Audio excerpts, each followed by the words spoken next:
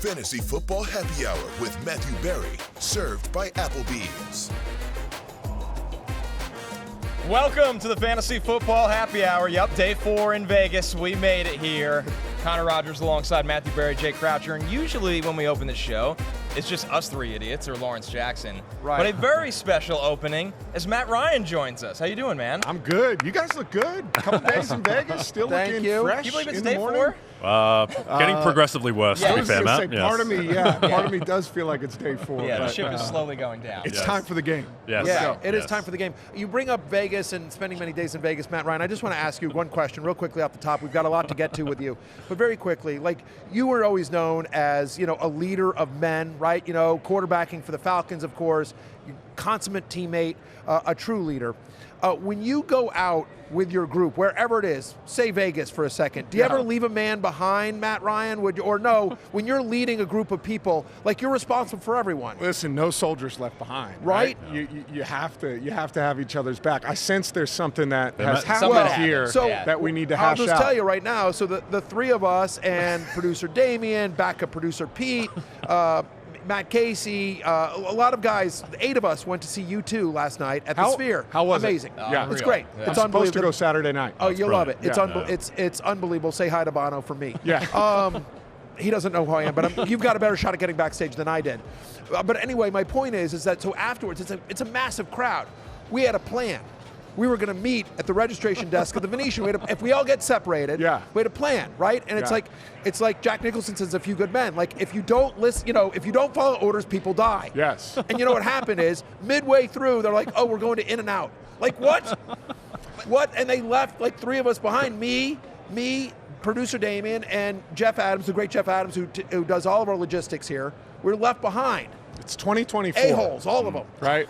Why is the plan to meet at reception? That's the just first right in thing. place. Just let's shoot a text message. Right. No, the phones are working. Was there a text message sent that we're heading to In-N-Out? Yes. Yes, there was. Was there, Matthew? But midway through, Multiple Do you phone understand calls. Phone calls. Phone Listen, calls. Phone yes. calls. Matt Ryan, do you know how far In-N-Out is from the Sphere? How long a walk it is? How long of a walk is it? I do not. It's like It's a hike? 12 minutes? Yeah. It's a bit of a hike, It's especially a when long it was hike. raining a little bit. With how cold it's been Yes. here It's in true. It was Vegas. cold and rainy, but worked it. Yes. I'm just saying, a little Matt Ryan, we had a double-double. plan. I'm just saying we had a plan, Yeah.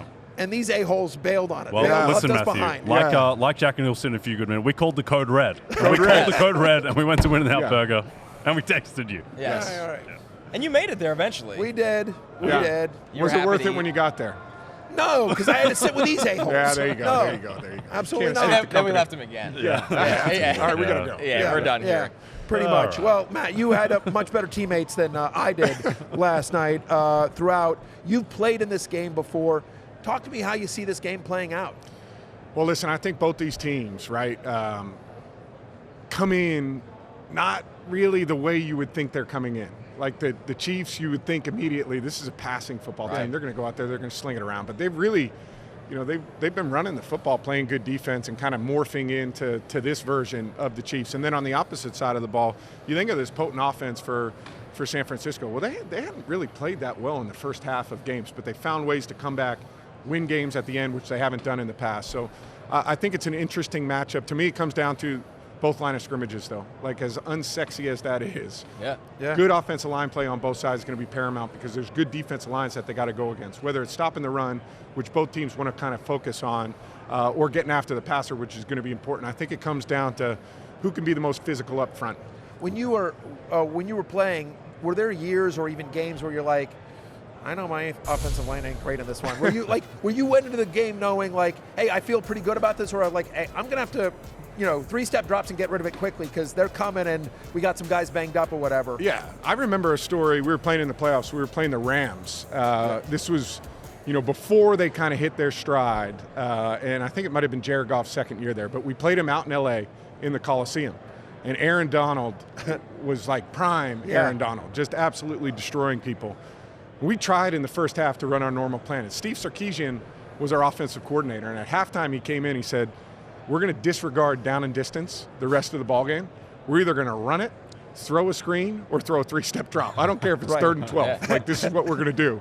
And so we completely disregarded the plan because of the defensive line that we couldn't block. We ended up winning the game, amazingly. But yeah, there's certain times where the matchup just is going to be difficult for you. You've got to adjust your plan. You've got to figure out a way to get it done. Right. Well, the guy's got to adjust the plan for the Niners is Kyle Shanahan, who obviously you worked with. Now, we all talk about Kyle Shanahan as this great offensive mind, but I think on the outside we don't really know the specifics. Like, what is it that makes Kyle so unique?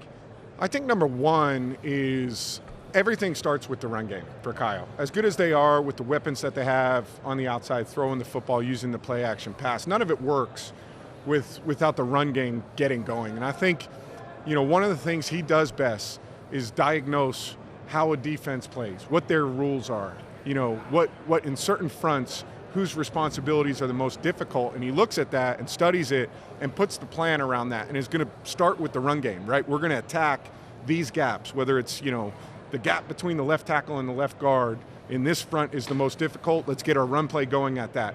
And then off of that, he's going to find out whose fit is the most difficult and figure out play action passes that replace those spots. And I think he's got a knack for diagnosing what a defense does, understanding why it's difficult within their rules, and then trying to attack those things. He's also got a great feel in game of, all right, we need to adjust, we need to adapt, we've got to do some different things. Matt, we haven't seen a lot of quarterbacks like Brock Purdy in terms of the scrutiny, the analysis. It's just every other week. It's a week-by-week analysis with him. We often forget he was a 7th-round pick, and guys can get better.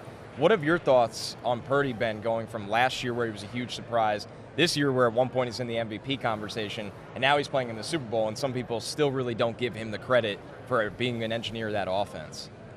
Yeah, it's been interesting to me, right? Like I think the surprise was last year, but then you've got to go back it up, right? You've got to come back, and he's done all of that, answering these questions over and over and over and over again. A lot made of the difficult performance they had against Baltimore where they just got, pounded, right? Yeah. And he was in the MVP conversation prior to that, and then all of a sudden it was like, this guy's, game manager, all of those things. I think his performance in the second half, 2 weeks ago in the NFC Championship game, should have, put some ice on those questions, because to me he delivered, right? And he did it in a way, as much as we talk about Kyle Shanahan, and I love him, and I think he's one of the best, coaches in the league. He did it in a way where it was like a 3rd and 5, 3rd and 4 last week before they scored 2 plays later. There was nothing open, right? Like it was completely gloved. Yeah. And you've got to make something happen as a quarterback. The ability to use the legs, stay poised, go get a big gain, Christian McCaffrey run the next play, and then they're in the end zone 2 plays later. Like, to me, that shows there's an evolution from a guy who's just throwing to wide open guys to a guy that's making plays when he needs to. I wonder if he's not getting enough credit too. I'm just remembering, I remember a quote I feel like I read from you, and after your MVP season, which was, I believe, the 2nd year under Kyle. Yep. And I remember you saying something like, his system is so complex, I didn't really feel 100% comfortable until year 2. Yeah. And that's when it all clicked for me. And obviously he had the MVP year and had an unbelievable year. And so here's Brock Purdy, who's in his 2nd year in Kyle's system. But by the way, his 1st year, he wasn't getting a lot of reps. Yeah. He was the 3rd string guy. Yeah. So, I mean, I wonder if he doesn't get enough credit for picking up one of the more complex systems in the NFL in really basically a year and a half. Yeah, it's impressive. And I know, from having played in it, how much volume there is, how much you have to be able to handle as a quarterback, how many things you've got to be able to get in and out of, before the ball's even snapped, making sure you're in the right plays. We would say we want to run, we want our run game to go against premier looks.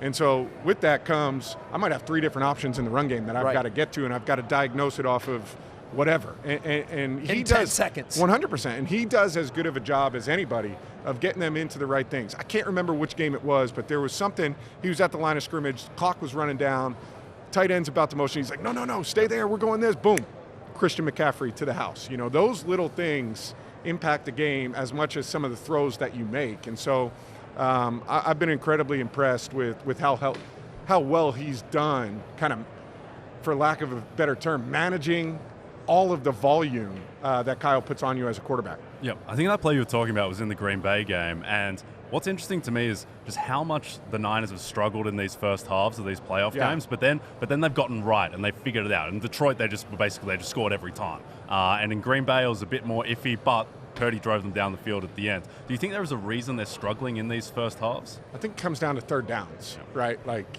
if you're going to stay on the field offensively, you have to convert. You have to be able to pick up those early 3rd downs that keep drives going.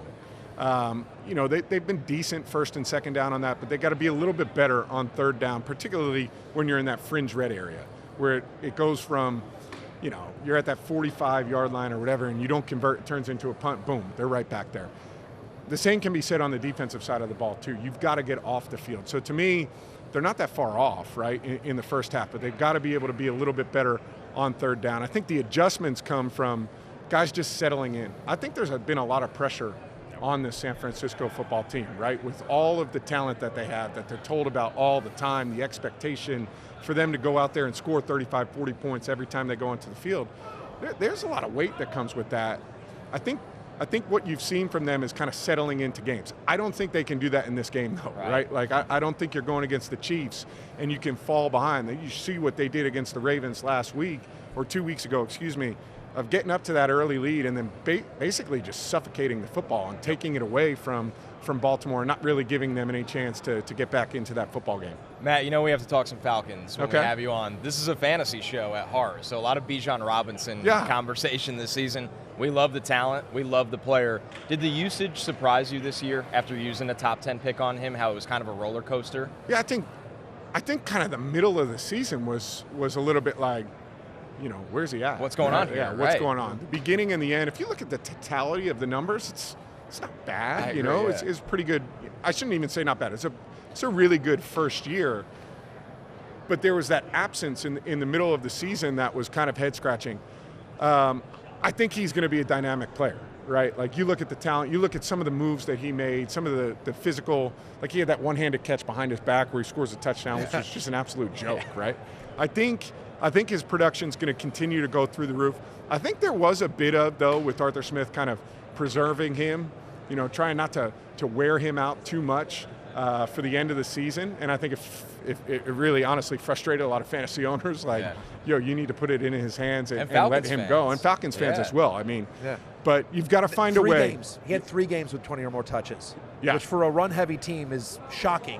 You used the 7th overall pick or whatever it was on him. But it's hard because you had a guy, Tyler Algiers, the year before. Yeah. Right. Went over 1,000 easily. Yeah, he went for over 1,000, right? And that's ultimately what you want. But then why use that draft capital on Bijan Robinson if you have Tyler Algier? That's the argument. That's a fair point. Yeah.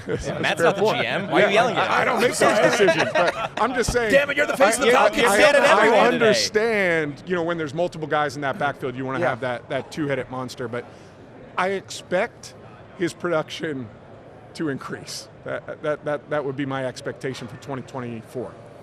Matt, it's the 10-year anniversary of the ALS Ice Bucket Challenge. I know you're out here promoting it. Yeah. Talk to me about that cause and what it means to you. Yeah, I'm excited to be here.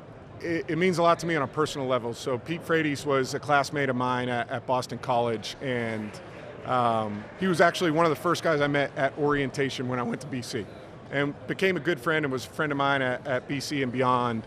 And to see him struggle with that disease and how hard it was on him and his family, personally to me, it means a lot. Also, being a part of the Falcons organization with the rivalry with the Saints and seeing, the Steve Gleason story and all that he's done to promote awareness for him, I've always had a personal attachment to that. And so to be able to help out today and continue that awareness, for finding a cure for ALS is important to me. And I'm happy to be able to come out and just say a few words about it. I can't believe it's been 10 years. That thing took off and it really went did. viral. Yeah. I feel like they were onto something. Now cold plunge is like, all the rage for everybody, getting that cold exposure. I think they were a little bit in front of it, which is kind of cool. And so I think later today I'm throwing the ice bucket on myself and hopefully get it back going. Are you gonna call anyone out? Because that's the whole thing with the challenge is you gotta do it, and then you've got to challenge somebody else to do it. Yeah. Could I nominate I'm two guys that left me in Vegas last night? Are you open could you, for suggestions? Jay Croucher and Connor Rogers, if you wouldn't mind. Yeah, no and problem. James Kaminsky, if you don't mind. The 3 of them. He's out there. It'd be great if you could just. I may throw water on them anyway. Yeah. The fact that it's for a good cause is just icing on the cake, as it were. Matt Ryan, former NFL MVP, a legend in the game, a legend in fantasy football as well. Congratulations on all the success at CBS in the first year as well. We appreciate you stepping by. Thank you, guys. Thank you, appreciate Matt. it. Thank you so much. Want another sweat during Super Bowl week? Jay and Drew Dinsick have you covered with a special edition of Bet the Edge tonight. Join the guys on our NFL on NBC YouTube channel at 9 p.m. Eastern. You think Drew will just have to do the show by himself? Probably. There's a chance, Drew Dinsick. Just so you know, just be prepared to carry the whole show yourself. Jay probably won't show up at 9 p.m. Eastern tonight. Just watch the show, 9 p.m. Eastern. We're taking our first break. When we're back, that's what he does. Great guests continue. Maxx Crosby swings by the happy hour set.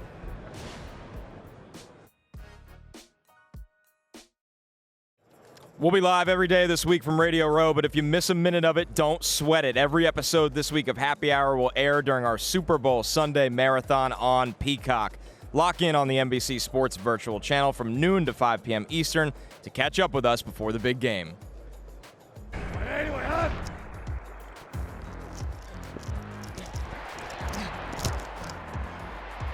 Little ass boy. Dude, Maxx Crosby is so damn angry. He keeps calling everybody little ass boy. Hey, little ass boy. I'm like, I'm little out here, but not always, you know?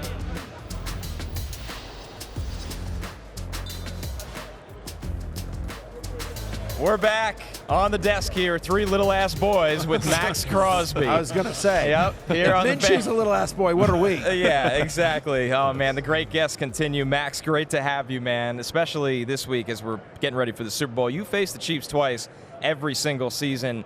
I know it's a cliche question to ask what makes them a tough matchup, but what really fires it up during that matchup against a guy like Mahomes? I mean, it starts with, their culture. They got a great head coach, a great quarterback, a great tight end, all Hall of Fame level guys. And then you go to the defensive side, you got a Chris Jones, you got a ton of talent on that side as well. Young guy like Karlaftis getting better, and they got players, all around, and they believe. When you have a championship DNA, you're going to give yourself a chance to win every single time. So you could see them have struggles, go up and down, but at the end of the day, they're still the Chiefs. So they know how to win. They know they don't panic when things are going bad, and you got to respect them at the end of the day. So, yeah, I mean, they're the team at the top. We got to take them down. For us to be in that conversation, we play them twice a year, and at the end of the day, they earn the right to be there. So I respect it. Yeah. Well, I think Steve Wilkes probably be watching a lot of the tape that you guys put on them around Christmas when you basically shut them down as well as any other team. But Yeah. got to talk about that Minshew thing and the trash talking there, which I think was one of the highlights of the season. Can you tell us about who was some of the best trash talkers in the league, maybe some of the worst as well? Yeah, I mean, the Minshew thing, that's what I do. It doesn't matter. It's in practice, OTAs, whoever I'm playing, it could be the quarterback. Quarterback's number one target every time, but, the running back as well, the O-lineman, now people are starting to catch me on video, and it is what it is. The Chiefs one with Mahomes, that was the first one where people got to see it, and they're like, oh, he's an asshole and whatever.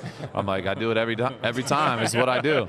So people finally got to see it, and then they see Minshew, and they're like, okay, maybe he is like that. I'm like, go ask my teammates. It's every day. But for me, it's just about gaining an edge in any way I can. So if I could, creep a little bit of doubt into their mind, then I'm doing my job. I'm doing what I'm supposed to do. So, yeah, there's some good trash talkers. There's some terrible ones. I mean, most O-linemen are terrible at trash talking. I'm not going to lie. There's some quarterbacks that are decent, like Phillip Rivers. I would say I would put him up there. I played him a few times, early in my career. But yeah, I mean, there's only a couple that I could come to the top of my head when it comes to good trash talkers. Well, I need some help with your trash talking, if you don't mind, with these two a-holes. Because, listen, Max, everyone knows you're a great teammate. You're lighting the guys up. You're lighting cigars in the locker room. You're getting everyone around you. You're also the Walter Payton Man of the Year nominee as well. You give to the community. Everyone knows what a big heart you are.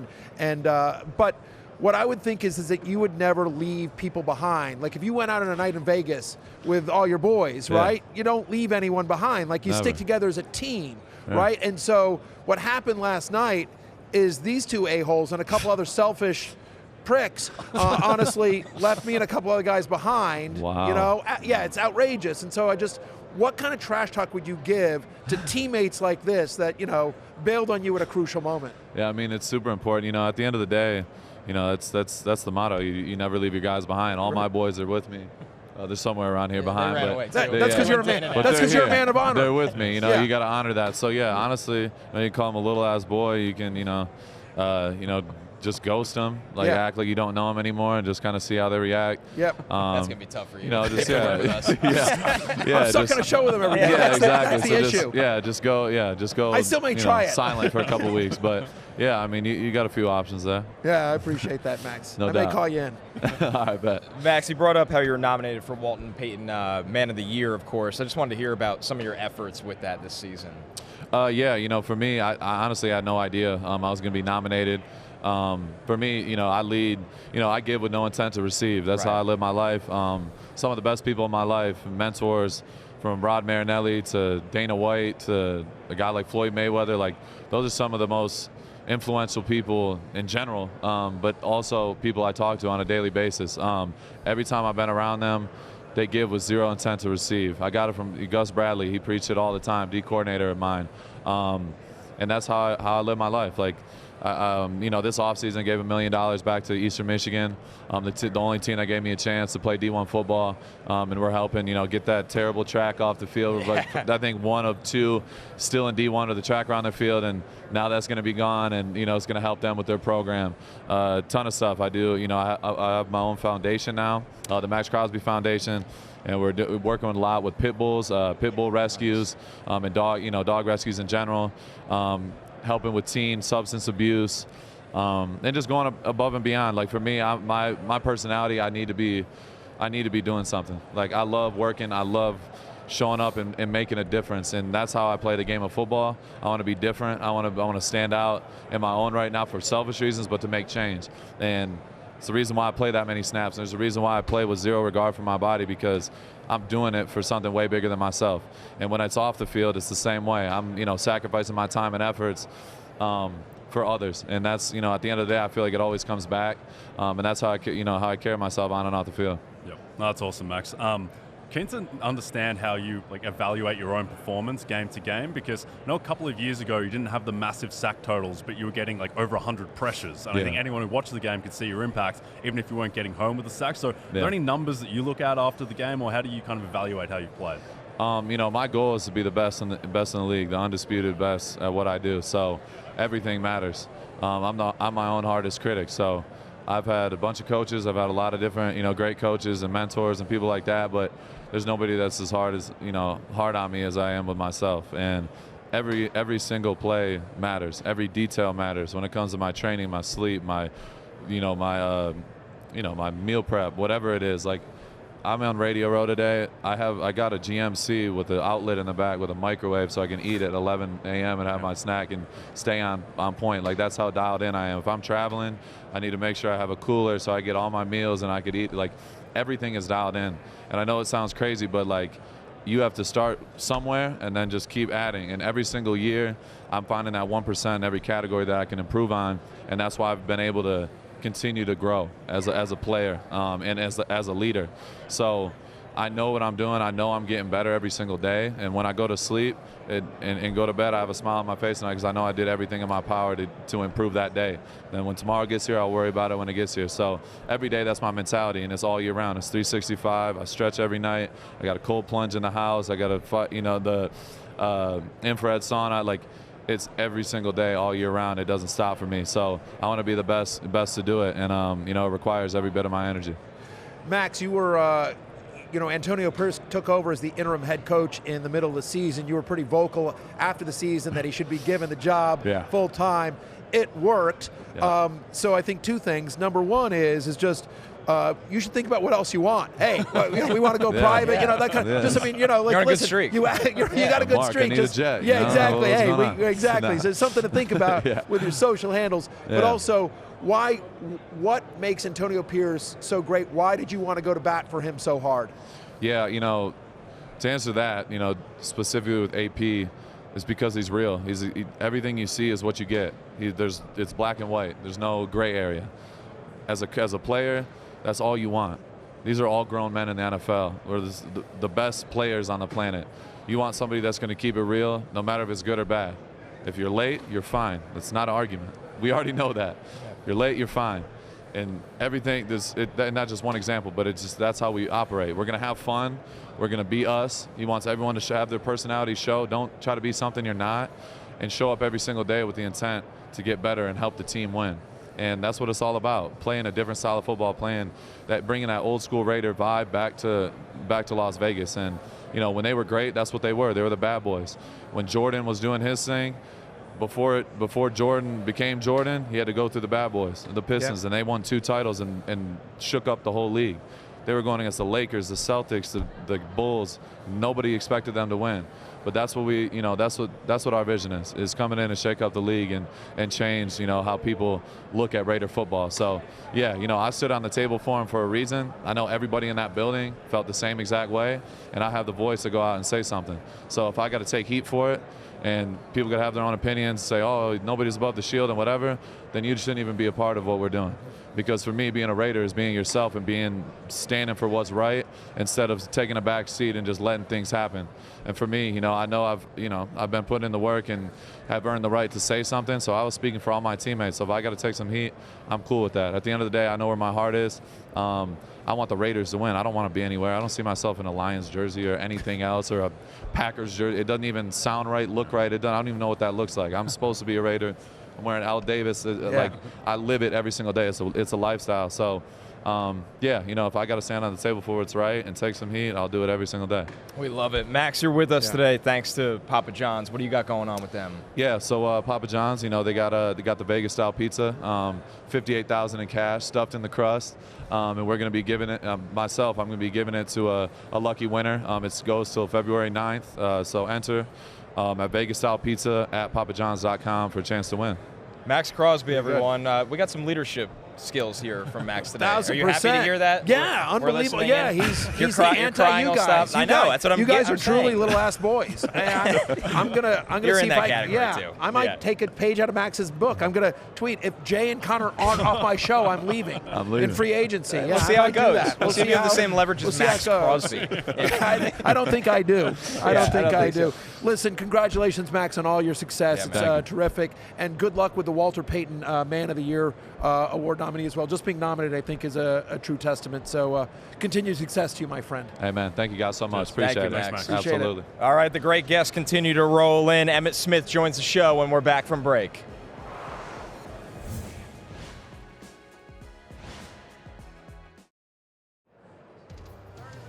All right, we're back, joined by the great Emmitt Smith, who just told us we've been in Vegas way too long, and I could not agree more with Emmitt. Emmitt, how you doing, man? Great to have you. I'm good. I'm a lot better than you guys already. I think so. That's for sure. That is absolutely for sure. Listen, Emmitt, we can't wait for this game, and as the greatest running back of all time, you get to sit here and talk to us about a great running back in this game and Christian McCaffrey. Right. What makes him so unique in the NFL right now? I think what makes him so unique is that the league itself is gravitated to a pass-happy somewhat of a league, and he has the ability to run between the tackles as well as get out in space and catch passes down the field. I love watching the choice routes, the option routes that he runs against linebackers. Most linebackers are not very good cover guys anyway. So Shanahan and that team is taking advantage of that ability that McCaffrey brings to the table. And so, to me, he is taken and picked up where Alvin Kamara left off at. Yeah. And so he's extending it and making it a lot more broader, so he's getting a lot more usage. Yep.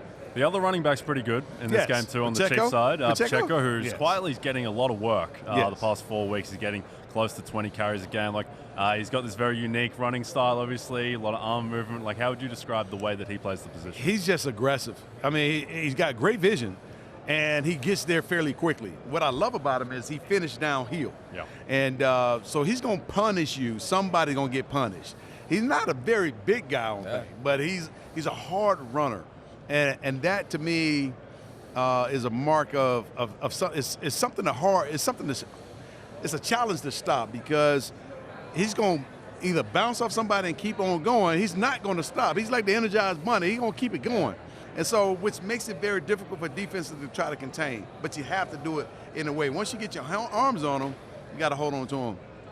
No running back in the history of the NFL has more rushing touchdowns or more rushing yards than Emmitt Smith, but also no running back has more rushing attempts in his career than Emmitt Smith.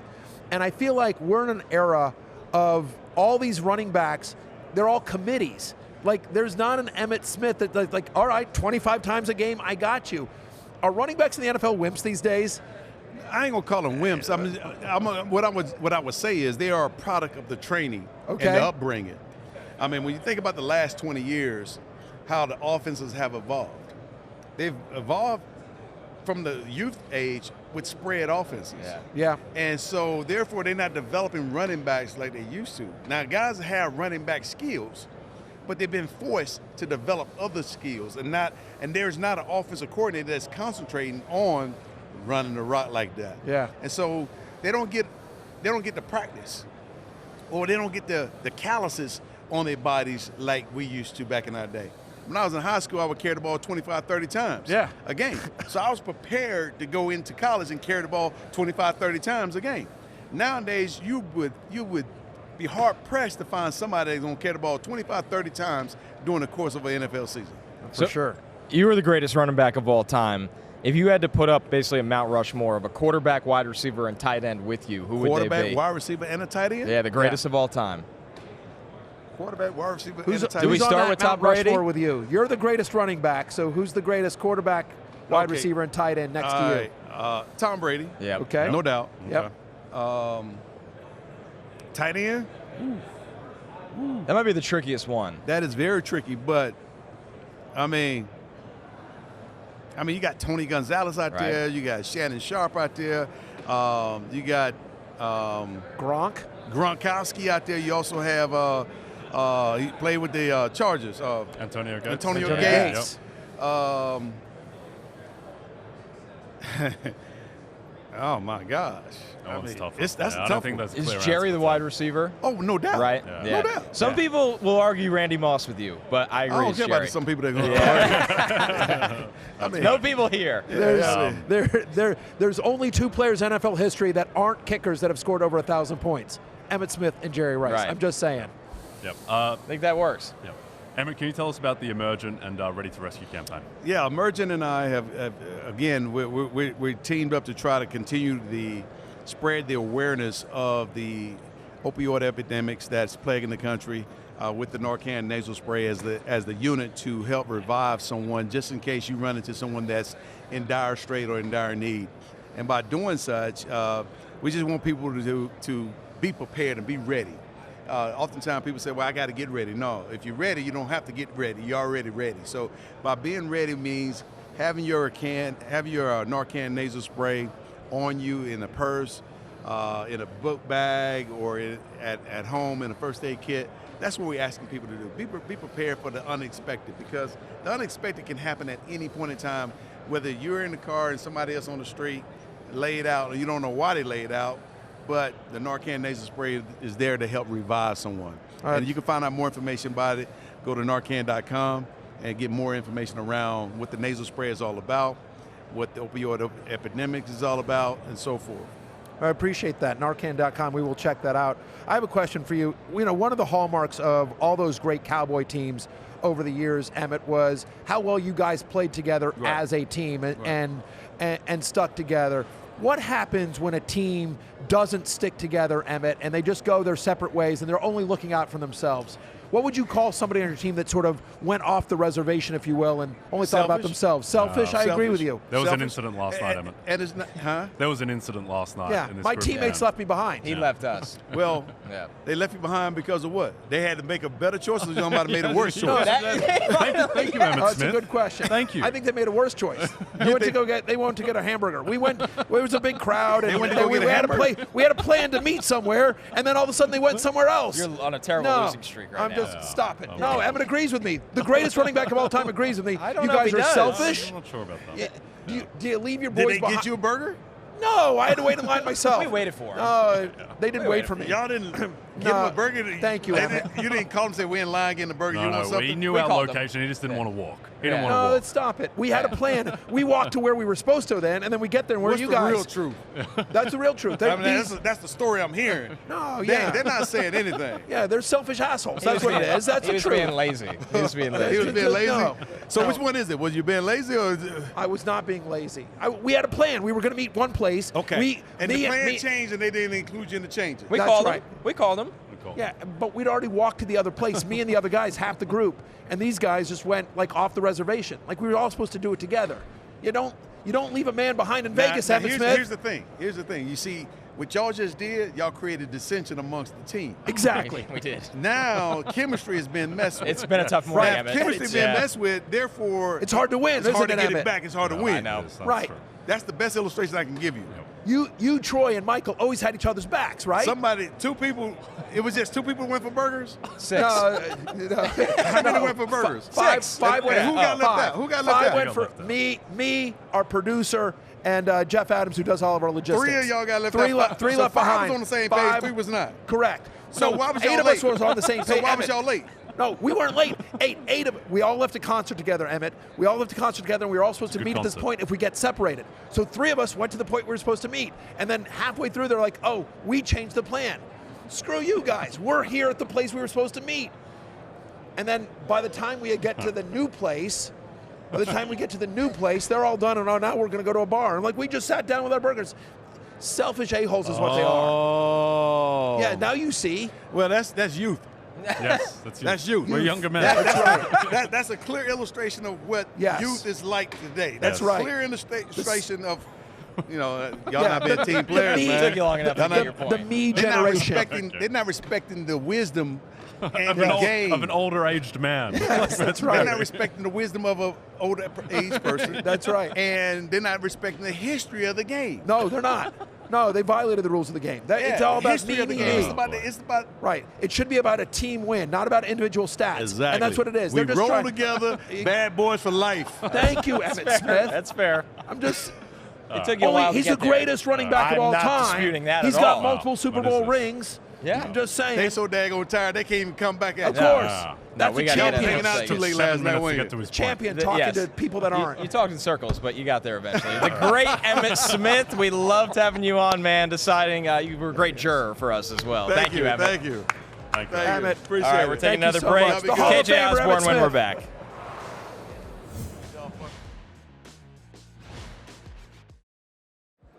Need some help locking in your DFS lineups for the big game? Head over to the NFL on NBC YouTube channel later this afternoon to check out Rotopat and Denny Carter's NFL Fantasy Football Q&A. They'll be taking all your questions live from out here in Las Vegas.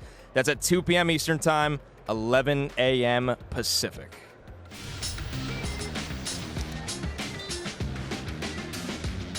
You heard it at the top. We're joined by KJ Osborn out here in Vegas as you see the stats from a successful 2023 season. KJ, how's it going? It's going great, man. Thanks for having me. KJ, you were in a offense of the Vikings with so many great weapons. Obviously, Justin Jefferson, Kirk Cousins as your quarterback before he got hurt. Kevin O'Connell, great offensive coach. What was it like being a part of that squad this year that had so much success through the air? I mean, it's always great, man. Obviously led by Kirk. He went down, but we have so many, weapons. myself, JJ, TJ. Yeah. JA came on and had a fantastic rookie season. We just know anybody can make a play at any time. So it's fun. Really being in an offense like that.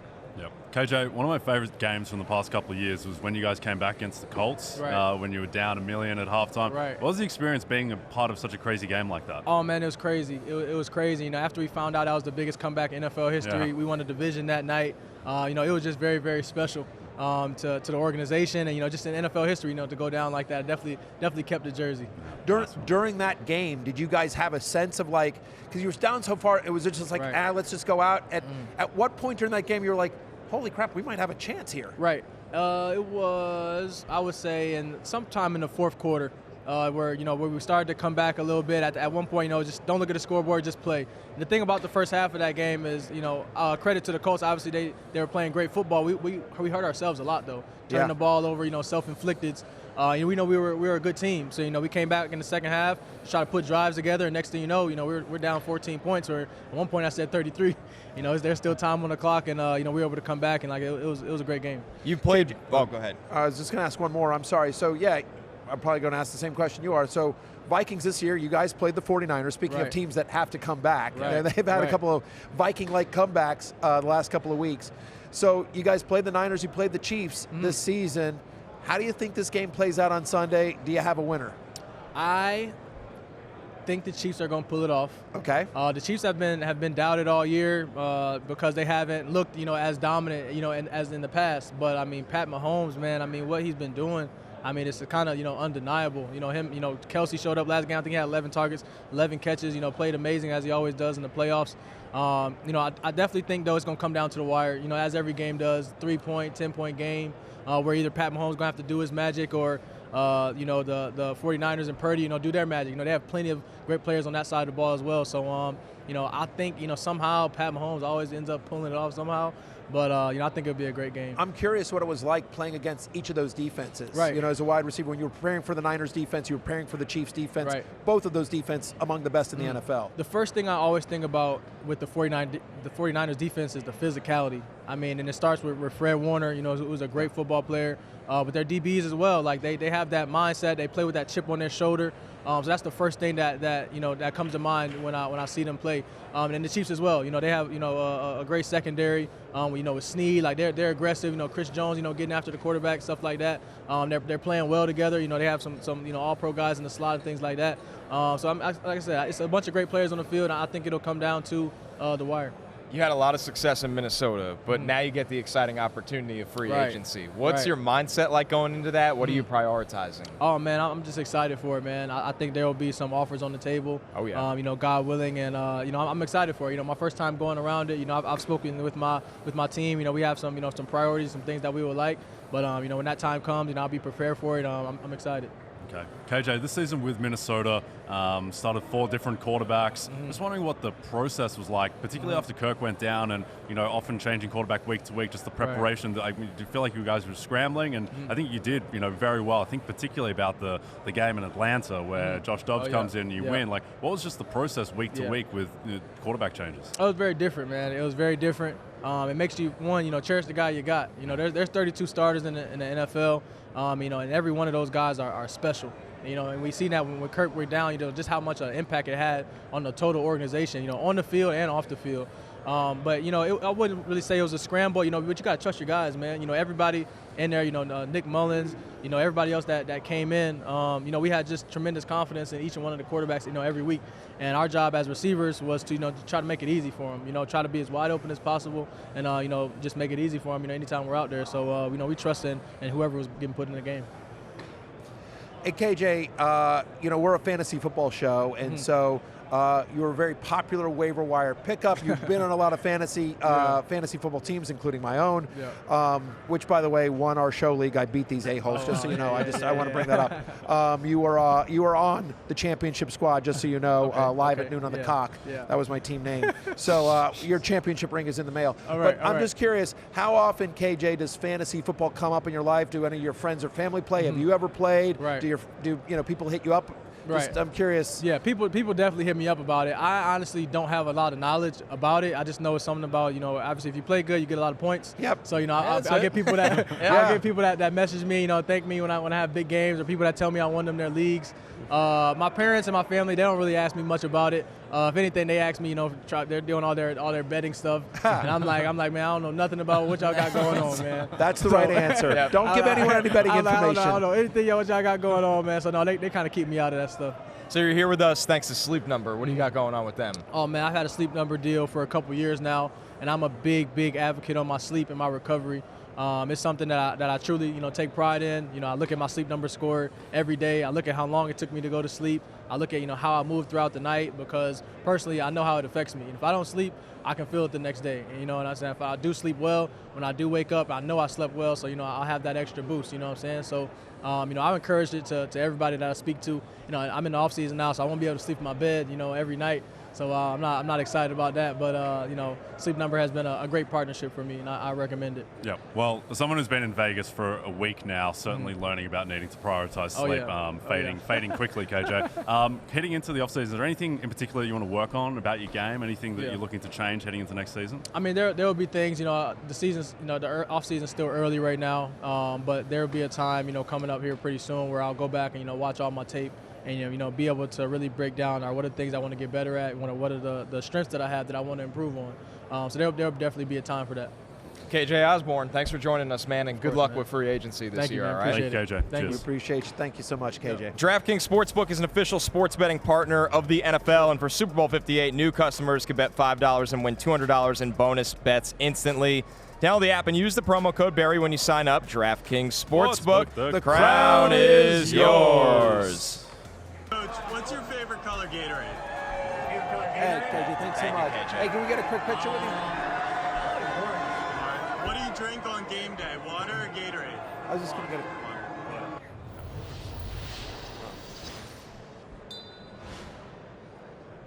All right, we're back. As you see, the there we go. Gatorade color props, courtesy of our friends at DraftKings, of course. This has to be poured on the winning head coach. Purple, the leader in the clubhouse at plus 225. Yeah, very interesting. With the no Gatorade bath being the long shot all the way down the board at plus 1,600. Jay, do you have a lean on the Gatorade color? I've really tried for years and years to figure this market out, Connor. It's a very difficult one. Usually you look to go with the team colors, but I don't think that's heavily in play. Random thing that Jerry Rice once told me. He told me that he hated colored Gatorade being poured on him because it messed up his jersey look, and he always wanted clear Gatorade. So I don't know, maybe that runs in all 49ers, but no massive lean in this one. What about you, Connor?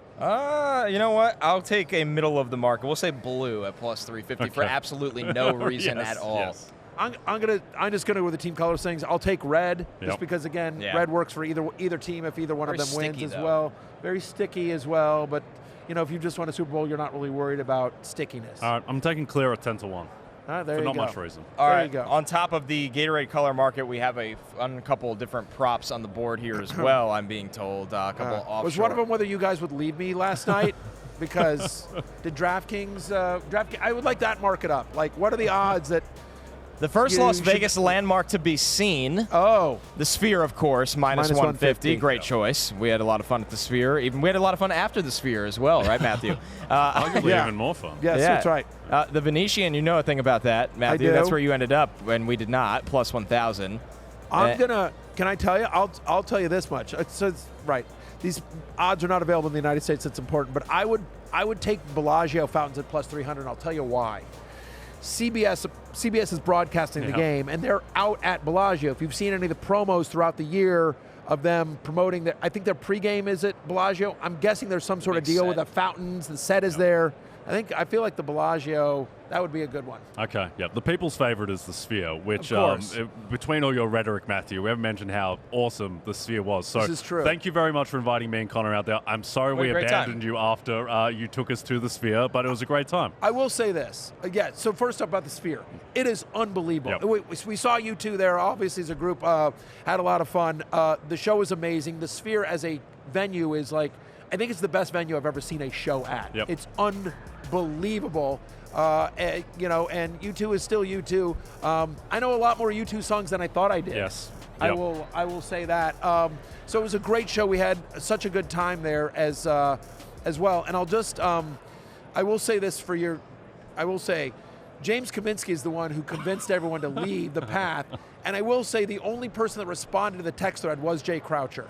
Thank you. You're not, just so you know, you're still an a-hole, but you're less of one than most of the other people in the group. You know, talking to Maxx Crosby, Maxx Crosby was so incredibly driven as a man, and James Kaminsky replicated that kind of driven nature in his just absolute desire to get to In-N-Out Burger. All right, desperate to get an In-N-Out Burger. And speaking of In-N-Out, where will Andy Reid visit and eat after the game? Burger King is the favorite here at plus 400. In-N-Out at plus 500. Same for McDonald's. Five Guys and Wendy's plus 600.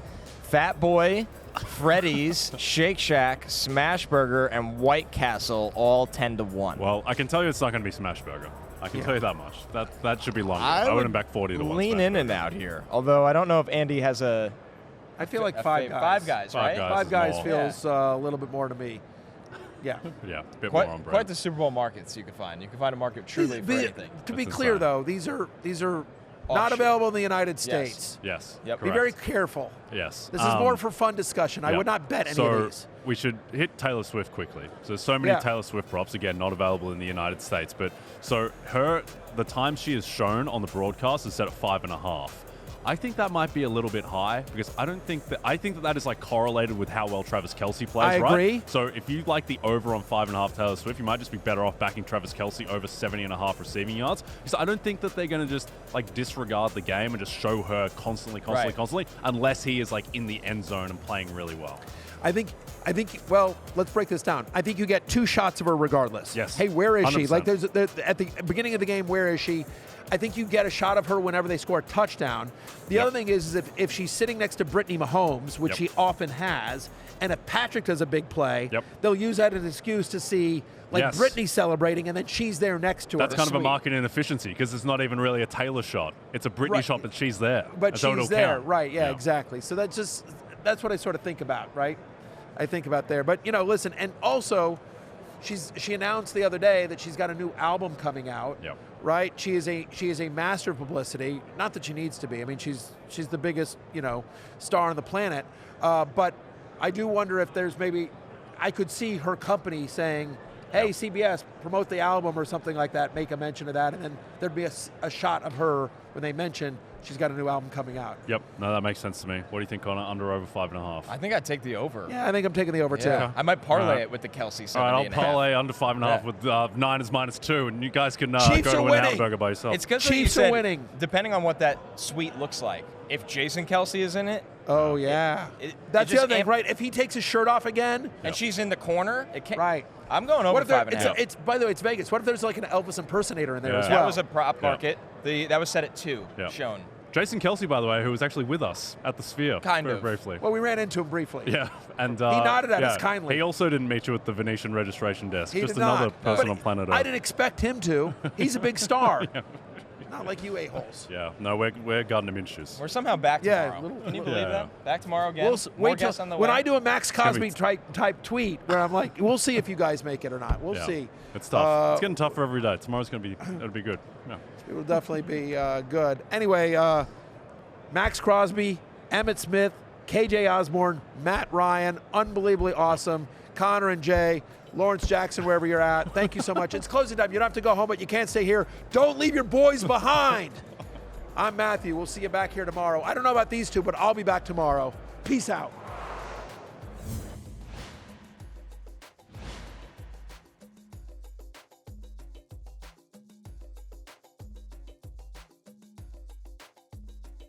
Hey, it's Matthew Berry from NBCSports.com and RotoWorld.com, and I want to thank you so much for watching whatever it is you just watched, or if nothing else, being too lazy to click out of the autoplay after this video started, after whatever it is you actually wanted to watch finished. But now that you're here, I'd like to take a moment here to ask you respectfully now, okay? I'm asking you respectfully to subscribe to the NFL on NBC YouTube channel.